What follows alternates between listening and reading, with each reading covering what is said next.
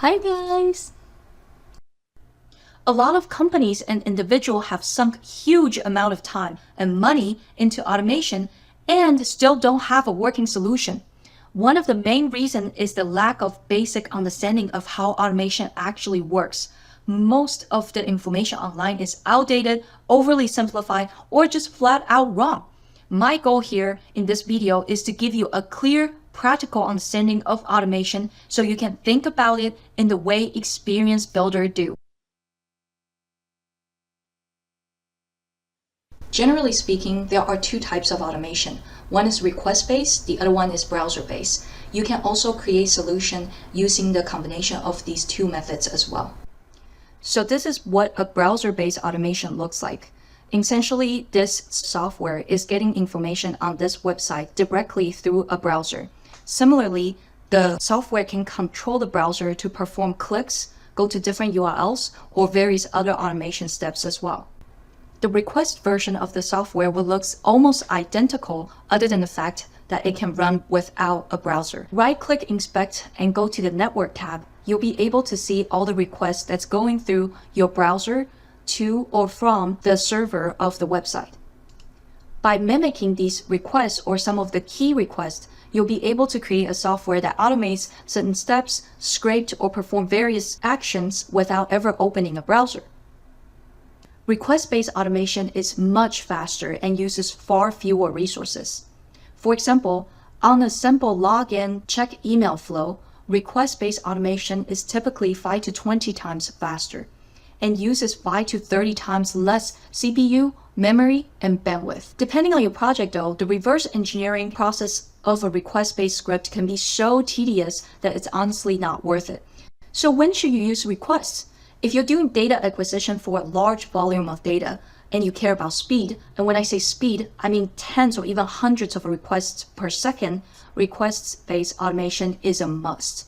For example, we built a request-based Amazon scraper at one point that scraped all of the textbook data every single day for less than $50 a month. That is the perfect case to use request-based automation. If request-based automation is faster and leaner, why do we ever use browser-based automation? Well, there are actually two main advantages of a browser-based automation. One, it bypasses request level logic. Two, it helps you with cookie generation. Some websites have very complex request level logic, meaning the HTTP flow is not straightforward at all. These websites often have a hidden or dynamic generated key. These are values you cannot hard code into your script. Two, it might have multi-stepped back and forth requests between browser and server. This means later requests depends on earlier responses. So for example, if I want to send this target request to perform a certain automation activities, I might need to send 2 to 5 requests first and track their responses in order to send my final requests. Three, some of them might have encrypted or scoped cookies that must be collected and reused in very specific orders. That is why when you are using requests only on these type of website, the logic in your script can get really complicated and loopy. It can take a long time to make stable. Sometimes you might not even be able to get to a sustainable or scalable solution at all. For these type of websites, browser-based automation might be a better fit. Browser maintains session state automatically. That means it handles cookies and request sequencing for you. It can bypass complex request logic of the website I mentioned earlier. In practice, this usually leads to fewer bot detection issues such as CAPTCHAs, denied access, or any sort of hard blocking. Browsers are also more beginner friendly because you can visually see what the software is doing on your browser, so you can code a little bit, see how the browser is doing, and then go back and forth like that.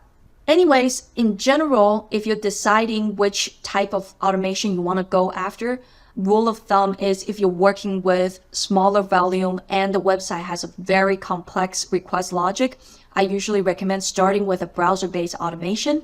If you're worried about resources, you can always run browser headless or turn the image off. Now, if you want large scale of data at a rapid speed, I recommend requests. To decide for yourself, do a little bit of exploration first. Check request logic, check the cookies, and estimate the resources cost for your automation flow. then weigh your option and choose the approach that makes the most sense to you. A lot of my clients often ask me, is this type of automation illegal? Well, the honest answer is it's kind of in the gray area, and it mostly depends on what your bot is doing. Scraping is often against a website's terms and conditions, and companies are free to block you if they want, but breaking terms and services alone does not automatically mean something is illegal. In Facebook versus Power Venture 2008 to 2016, the court ruled that continuing to access Facebook's system after receiving cease and desist notice counted as unauthorized access under the CFAA, even though users provided their own login credentials. In another word, Power Venture was building a dashboard that pulled Facebook data like messages, friends lists, and notification, and showcased these information next to other social media's notification like MySpace and Twitter. Even though all of the users willingly gave their username and password to Power Venture, the court still ruled against Power. In HiQ versus LinkedIn 2017 to 2022, the court ruled that collecting publicly accessible data does not count as unauthorized access under the CFAA. In another word, HiQ is selling analytical product to employers, helping them understand things like employee skills, trends, and who might be more likely to leave the job. And to do that, HiQ was scraping information from LinkedIn profiles of the employees. LinkedIn didn't like that, so they tried to block HiQ. But in the end, the court said that scraping public data like this should be allowed. So again, it usually comes down to what your automation is doing, the behaviors, and how you're accessing a certain type of data. Just as a side note, bot detection isn't magic, so everybody shouldn't freak out immediately. This is usually based on behavior that looks very different from real users. How likely your software is going to be detected depends on several factors. One, whether it's causing financial harms or operational issues on the platform. So if your bot is making real user experience really poor, companies tends to be more focused on. Then two, you're looking at company size, the resources they have, and how aggressive the company is about enforcement. And lastly, the skill at which your software runs and the behavior exhibits. So if your software is very small scale, you could probably run it for 10 years, nobody would even notice. And if you're running an ad scam, which is illegal, and you're making $2 a day, I don't think anyone's gonna come after you. Use the simplest solution that works. Whether you're building software yourself or hiring for someone else, avoid creating overly complex and fancy software. Website change, and some website changes very fast. You want to be able to adjust your script quickly when things break.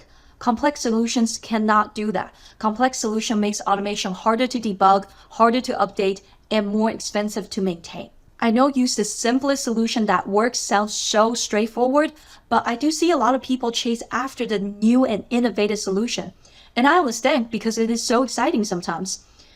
Earlier on, everything feels powerful and exciting. During the development, complex systems often looks much more impressive than simple ones.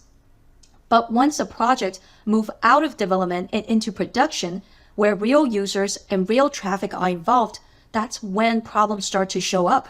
You might get unexpected failures, you might have assumption that is too general, and maybe workflow that just needs to be changed a little based on the user's feedback. And doing any of those things risk of breaking something else in a complex system. At that point, the teams start to feel stuck because they have a system that is not really working, but yet too costly to just abandon. We see clients come up to us in this phase all the time because they have a system that just might not be able to produce a reliable results, but yet so complicated to be worked on, we often unfortunately have to recommend them to start from the ground up again. Meanwhile, a smaller system built around a simple working solution tends to survive real-world testing. They are easier to maintain and flexible enough to evolve over time as requirements change. So, build a simple solution that works. The priority is always finding something that actually works, not finding something fancy looking. Like any industries, automation has trends and new tools that comes out. They come and go. Our goal is to use the best tool, not the newest tool. Yeah, so one thing I've just kind of seen is that some people seem to be talking about all sorts of bypass methods, and they can sometimes be an encyclopedia of methods.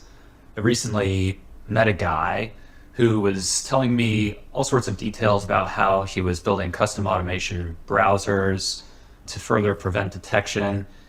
And I told him that in the past I did something similar, but for the last year and a half or 2 years, actually all I've had to do is use the Python package for browser automation.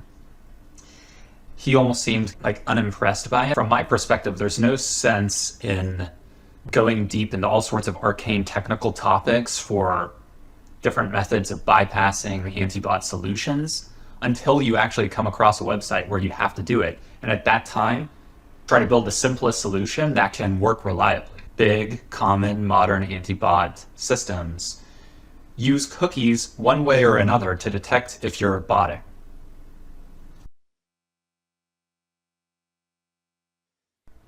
Automation lives in a consistently changing landscape. Website evolved, detection tightens, and patterns that worked yesterday can break tomorrow.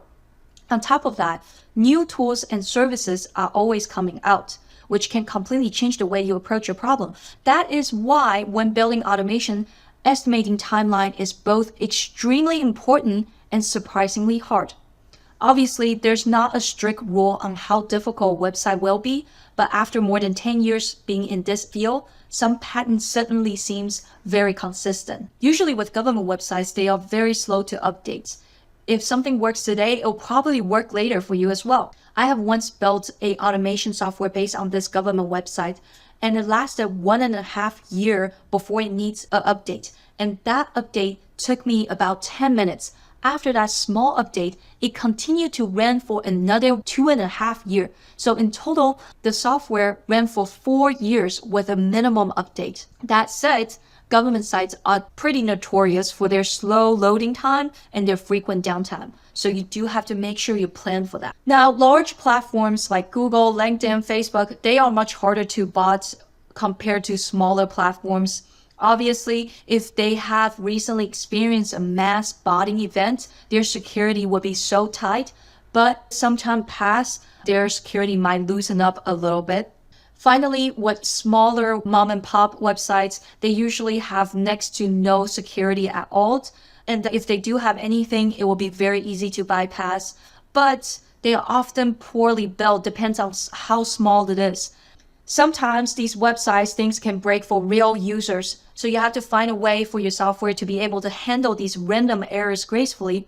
I assume a lot of them are built by friends or families. So your software needs to be able to handle these errors that real users will experience as well. This one's for developers. Focus on testing and don't automate too early, because this is probably the most time-consuming mistake people make. A lot of people automate too early and then realize later that the process doesn't even work and they have to go back and change up everything they have built. I know because I have done that myself. So right now, I always start by building a minimum working solution. In your minimum working solution, even if it still requires some manual steps, that's totally fine because you can always automate more later. Once I have a working solution, I then run tests and gradually automate or adjust based on what those tests reveals. So I will create a small piece of automation, run some tests, adjust or automate some more, and then run some more tests, and so on and so forth. That is because many important patterns don't really show up in the first few runs. During the 10th or the 20th or the 50th run, you might encounter things like pop-up ads, sign-up forms, or reCAPTCHAs, all of which your software eventually needs to handle. Without enough testing, you might not be able to see those patterns at all. Also, do you have a working solution?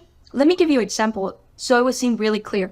If your goal is to create 1,000 Gmail accounts, ask yourself, can you as a human manually create 10 accounts first?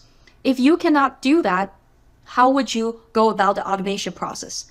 During that 10 accounts, you're going to realize you will need email sourcing, phone numbers, IP addresses, or an account warm-up process as well.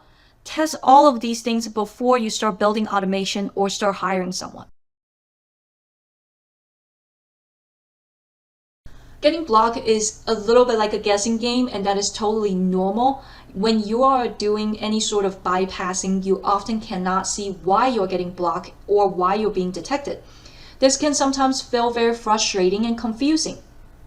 And here are a few things that you can always check. 1, check your IP address to see if that's the problem. 2, check your cookies to see if that's causing you to be blocked. And then finally, check the speed of your requests. If you're performing too many actions in a short period of time, that can often trigger bot detection as well. A lot of automation data acquisitions and botting is honestly a guessing game, but here are the rules that I always go back to. If this is something that you can do as human, your bot should be able to do it too. Always start by making sure you can do it yourself, then figure out which part of that process is getting detected, it's not as human-like, then change that part. If you keep going back to the basics and iterating, you'll eventually find a solution you're looking for. And finally, I hope you enjoy the process and don't forget to have a good time while doing it. Thank you for watching.